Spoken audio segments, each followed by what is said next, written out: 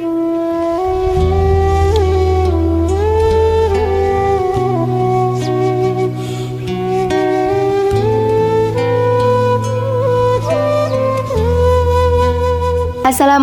warahmatullahi wabarakatuh. Inilah biografi baginda Nabi besar Muhammad sallallahu alaihi wasallam. Nabi Muhammad sallallahu alaihi wasallam adalah nabi dan rasul terakhir. Agama Islam dibawa Nabi Muhammad sallallahu alaihi wasallam untuk menyempurnakan agama yang dibawa oleh nabi dan rasul sebelumnya. Beliau menyebarkan agama Islam dengan perjuangan yang luar biasa. Nabi Muhammad sallallahu alaihi wasallam lahir di Makkah pada 12 Rabiul Awal. Riwayat Imam Ibnu Ishaq dari Sayyidina Ibnu Abbas radhiyallahu anhu, Rasulullah dilahirkan hari Senin, tanggal 12 di malam yang tenang pada bulan Rabiul Awal tahun Gajah. Pada malam menjelang kelahiran Nabi, pintu-pintu surga dibuka lebar, pintu-pintu neraka ditutup rapat, ribuan malaikat turun ke bumi, bulan terbelah, bintang-bintang bersinar terang, dan burung-burung yang penuh cahaya memenuhi rumah Sayyidah Aminah, ibunda Nabi Muhammad sallallahu alaihi wasallam. Sementara sesaat setelah Nabi Muhammad sallallahu alaihi wasallam lahir, jin tidak bisa lagi mengintip berita dari langit. Arus bergetar hebat, seluruh langit dipenuhi cahaya sehingga menjadi terang. Istana Kisra berguncang begitu dahsyat sehingga menyebabkan 14 balkonnya roboh. Api abadi yang disembah umat Majusi padam. Gereja di sekitar Buhaira roboh, dan bahkan Ka'bah juga ikut bergetar selama 3 hari karena bahagia menyambut kehadiran Nabi Muhammad sallallahu alaihi wasallam. Adapun nama Nabi Muhammad bukan karangan manusia. Ini adalah nama yang disampaikan Allah kepada ibundanya Sayyidah Aminah dan kakeknya Sayyidina Abdul Muttalib melalui malaikat dan isyarat mimpi. Dalam Al-Sirah Nabawiyah karya Ibnu Hisham, terdapat satu riwayat Sayyidah Aminah didatangi malaikat ketika sedang mengandung. Malaikat tersebut menginformasikan kepada Sayyidah Aminah bahwa anak yang di dalam kandungannya itu adalah pemimpin umat dan meminta agar dinamai Muhammad. Begitu juga dengan kakek Nabi Muhammad, Sayyidina Abdul Muttalib. Beliau terinspirasi nama Muhammad dari mimpinya saat Nabi Muhammad lahir. Sayyidina Abdul Muttalib membawanya ke dalam Ka'bah dan bertawaf. Pada saat itu Sayyidina Abdul Muttalib adalah pemimpin Makkah atau pemimpin kaum Quraisy. Setelah itu beliau keluar melewati kerumunan massa. Mereka kemudian bertanya kepada Sayyidina Abdul Muttalib perihal nama cucunya itu.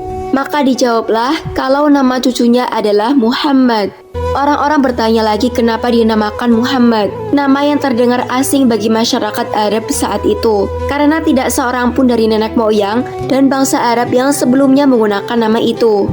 Sayyidina Abdul Muttalib menjawab, "Sesungguhnya aku sangat ingin semua penduduk bumi memujinya."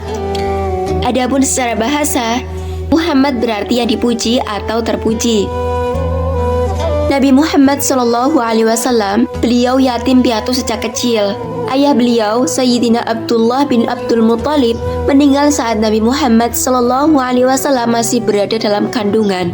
Sayyidina Abdullah sakit dan kemudian wafat dalam perjalanan beliau ke Makkah. Setelah sebulan berdagang di Syam, beliau kemudian dimakamkan di Madinah. Sementara ibunda dari Nabi Muhammad sallallahu alaihi wasallam, Sayyidah Aminah wafat ketika Nabi Muhammad sallallahu alaihi wasallam berusia 6 tahun. Nabi Muhammad sallallahu alaihi wasallam tinggal bersama Sayyidah Aminah selama 3 tahun. Saat usia 1 tahun hingga 3 tahun, beliau tinggal dan dirawat oleh ibu susuannya yaitu Sayyidah Halimah Sa'diyah di kampung Bani Sa'ad. Keluarga Arab kota memiliki kebiasaan untuk menitipkan anak mereka yang baru lahir kepada perempuan desa atau gurun untuk disusui. Ini dilakukan agar anak mereka terhindar dari penyakit yang ada di wilayah perkotaan, agar anaknya memiliki tubuh yang sehat, dan agar fasih dalam berbahasa Arab. Begitupun dengan Sayyidah Aminah, beliau menitipkan putranya Nabi Muhammad SAW kepada Sayyidah Halimah Sa'diyah beberapa saat setelah melahirkan. Nabi Muhammad SAW menghabiskan masa balitanya di kampung Bani Sa'ad. Kehadiran Nabi Muhammad SAW membawa banyak sekali keberkahan bagi Sayyidah Halimah dan keluarganya. Keluarga Sayyidah Halimah dan keluarganya menjadi lebih sejahtera karena hewan ternaknya menjadi gemuk dan beranak banyak. Pada usia 6 tahun, Nabi Muhammad SAW tinggal bersama ibundanya Sayyidah Aminah. Namun, tak lama Sayyidah Aminah wafat. Nabi SAW kemudian diasuh oleh kakek beliau, Sayyidina Abdul Muthalib. Tak lama juga Sayyidina Abdul Muthalib meninggal dunia. Selanjutnya Nabi Muhammad SAW diasuh Abu Thalib pamannya. Pada usia 8 tahun, Nabi Muhammad SAW mulai bekerja sebagai penggembala kambing. Ada beberapa alasan kenapa Rasulullah SAW bekerja sebagai penggembala kambing. Yang pertama, beliau meringankan beban ekonomi Abu Thalib. Selain itu, menggembala kambing tidak butuh modal. Selain itu pula, Nabi Muhammad SAW senang berada di padang yang luas karena di sana beliau bebas merenungkan segala sesuatu tanpa ada yang mengganggunya. Adapun beliau menjadi penggembala kambing kurang lebih selama 4 tahun. Lalu usia remaja, pada usia 12 tahun, beliau diajak pamannya Abu Thalib untuk ikut dalam kafilah dagang ke Syam. Karena hal itu, Nabi SAW semakin menekuni dunia perdagangan. Lalu ketika beliau dewasa, ada seorang saudagar kaya Makkah, yaitu Sayyidah Khadijah binti Khuwailid, membuka kesempatan kerja bagi siapa saja untuk menjalankan barang dagangannya. Lalu ketika Abu Thalib mendengar hal itu, kemudian beliau menawarkan kepada Nabi Muhammad SAW. Lalu Nabi SAW menerima tawaran tersebut. Pada saat itu Nabi Muhammad SAW ditugaskan untuk berdagang ke negeri Syam, ditemani oleh budak lelaki Sayyidah Khadijah yang bernama Maisarah, dengan membawa barang dagangannya berupa kain-kain. Berkat kerja keras, ketekunan, sikap jujur dan amanah, Nabi Muhammad SAW berhasil menjajakan barang dagangannya. Semua laku terjual dan mendapatkan untung yang banyak. Maisarah menceritakan hal tersebut kepada Sayyidah Khadijah, dan Sayyidah Khadijah pun terkesima dengan sikap dan perangai Nabi Muhammad SAW dalam mendagangkan barang dagangannya. Di sisi lain, sebelum Sayyidah Khadijah bertemu dengan Nabi Muhammad SAW, beliau sudah pernah bermimpi dengan mimpi yang membuatnya takjub. Dalam mimpinya, Sayyidah Khadijah melihat matahari turun dari langit dan berhenti di atas rumahnya. Sayyidah Khadijah pun menanyakan mimpi tersebut kepada sepupunya yang bernama Warokoh, seseorang yang berpengetahuan sangat luas dalam agama. Lalu Warokoh menjelaskan bahwa jika Allah menjadikan mimpi itu kenyataan, Sayyidah Khadijah hendaknya berbahagia karena akan masuk cahaya kenabian di rumahnya. Beliau kembali memikirkan tentang perkataan Warokoh. Waktu pun berlalu. Setelah melewati beberapa hal, Sayyidah Khadijah menikah dengan Rasulullah SAW. Saat itu Rasulullah SAW berusia 25 tahun dan Sayyidah Khadijah berusia 40 tahun. Seorang saudagar sukses, cantik lagi cerdas. Rasulullah SAW dengan Sayyidah Khadijah berumah tangga kurang lebih selama 25 tahun.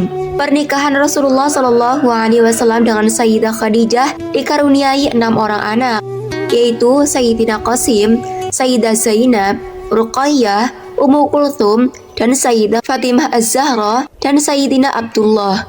Sayyidina Qasim dan Abdullah meninggal saat keduanya masih kecil.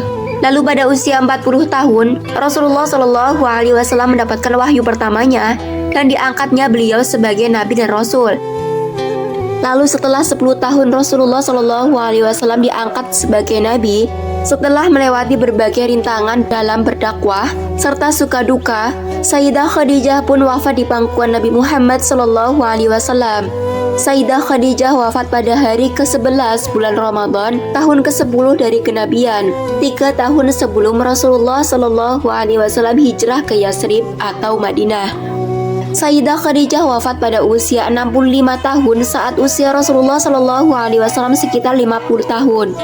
Tidak berselang lama setelah Sayyidah Khadijah wafat, disusul dengan wafatnya Abu Thalib paman Nabi Muhammad SAW yang mengasuh beliau sejak kecil.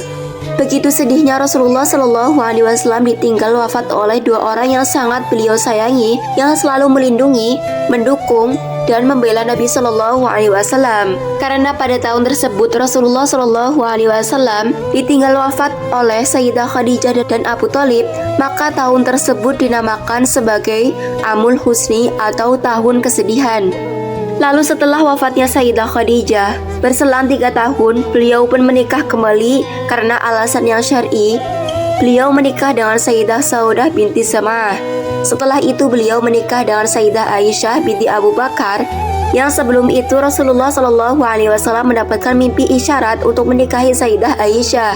Kemudian disusul dengan Sayyidah Hafsah binti Umar bin Khattab, Sayyidah Zainab binti Khuzaimah, Sayyidah Ummu Salamah, Sayyidah Zainab binti Jahsi, Sayyidah Juwairiyah binti Al-Harith, Sayyidah Ummu Habibah, Sayyidah Safiyah binti Huyai, Sayyidah Maryah Al-Qibtiyah, dan Sayyidah Maimunah binti Harith. Rasulullah Shallallahu Alaihi Wasallam dikaruniai seorang anak laki-laki yang bernama Ibrahim dari Sayyidah Maryah Al-Qibtiyah. Namun Sayyidina Ibrahim meninggal dunia di usianya yang masih kecil. Rasulullah Shallallahu Alaihi Wasallam juga memiliki sahabat-sahabat terdekat seperti Sayyidina Abu Bakar As-Siddiq, Sayyidina Umar bin Khattab, Sayyidina Utsman bin Affan, Sayyidina Ali bin Abi Thalib, Sayyidina Abdurrahman bin Auf, dan banyak sahabat-sahabat mulia lainnya. Rasulullah Shallallahu Alaihi Wasallam dengan para sahabat berjuang dengan sungguh-sungguh dalam menegakkan agama Islam. Rasulullah Shallallahu Alaihi Wasallam berdakwah selama 22 tahun, 2 bulan, 22 hari. Ada yang membulatkan selama 23 tahun. Rasulullah Shallallahu Alaihi Wasallam wafat pada umur 63 tahun pada 12 Rabiul Awal pada tahun 11 Hijriah. Penduduk Madinah saat itu mengalami kesedihan yang luar biasa karena wafatnya baginda Nabi besar Muhammad Shallallahu Alaihi Wasallam. Sahabat tutur kolbu, itulah biografi baginda Nabi besar Muhammad Shallallahu Alaihi Wasallam. Semoga setelah ini kita semakin semangat untuk mengenal sosok kekasih kita, baginda Nabi Muhammad Shallallahu Alaihi Wasallam, serta dapat menteladani beliau. Dan jangan lupa untuk selalu bersolawat kepada baginda Nabi besar Muhammad Shallallahu Alaihi Wasallam sebanyak-banyaknya. Karena ada satu amalan yang tidak akan ditolak oleh Allah Subhanahu Wa Taala, yaitu bersolawat kepada baginda Nabi Muhammad Shallallahu Alaihi Wasallam. Semoga video ini bermanfaat. Terima kasih. Jazakumullahu khairan katsiran. Wassalamualaikum warahmatullahi wabarakatuh.